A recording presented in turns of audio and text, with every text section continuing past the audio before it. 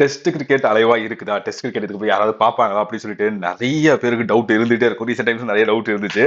ஆனா, என்னன்னைக்கும் எத்தன காலம் ஆனாலும் டெஸ்ட் கிரிக்கெட் இருக்கும்யா. எப்பப்பலாம் வந்து டெஸ்ட் கிரிக்கெட் வந்து கொஞ்சம் டல்லா போற மாரி இருக்கோ, அப்பப்பலாம் ஏதாவது ஒரு சீரிஸ் வந்து இல்ல ஏதாவது ஒரு சில மொமெண்ட்ஸ் வந்து அத வந்து பயங்கர அலைவா ஆக்கிட்டு போயிடுது.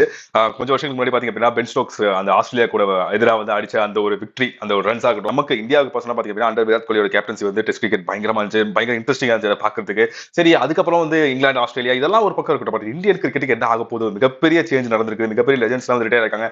என்ன ஆக போகுது நம்ம இந்தியன் கிரிக்கெட்? ரொம்ப மோசமாக போதா? இல்ல என்னடா பண்ண போறீங்க அப்படின்ற மாதிரி இருக்கிறப்போ இந்த test series one to remember எப்பா என்ன மாதிரி ஒரு டெஸ்ட் சீரிஸ் ஃபர்ஸ்ட் மேட்ச்ல இருந்து கடைசி மேட்ச் வரைக்கும் எனக்கு தெரிஞ்சு ரொம்ப வருஷம் கழிச்சு ஒரு டெஸ்ட் சீரிஸ்ல எல்லா மேட்சும் 5வது நாள் வரைக்கும் போயிருக்கு அப்படின்னா எனக்கு தெரிஞ்சு இந்த டெஸ்ட் சீரிஸ் தான். எவ்வளவு ஸ்ட்ரகிள்ஸ் இது அதை நம்ம வந்து பேசிட்டே போலாம். பட் இன்னைக்கு ஃபைனல் டேல 35 ரன் தேவைப்பட்டிருக்கப்போ 4 விக்கெட் அதுலயும் 3 விக்கெட் ஆக்சுவலா எடுக்கணும். ஒருத்தர் வந்து அடிபட்டிருக்காரு. கிறிஸ் வோக்ஸ் அவர் வருவாரா இல்லையான்னு யாருக்குமே தெரியாது. ஆனா அவர் இறங்கி வந்தாரு. அது கையில கட்டு போட்டுட்டு அவரால் ஓடவே முடியல, நடக்கவே முடியல. ஓடுறப்பெல்லாம் கையில அவ்வளவு வலியா அதோட வந்து பேட்டிங் பார்ட்னர் நின்னார்ல, அதுக்கே மிகப்பெரிய சல்யூட். அண்ட் சிராஜ் எப்பா மனுஷன் 5 மேட்ச் 5 நாள் 25 நாள் ஒவ்வொரு மேட்ச்லயும் 50 60 ஓவர் போட்டிருக்காங்க. அந்த ஆள் உண்மையாவே மனுஷன் தானா இல்ல பவுலிங் போடுற மிஷினான்னு தெரியல. மிகப்பெரிய சல்யூட்.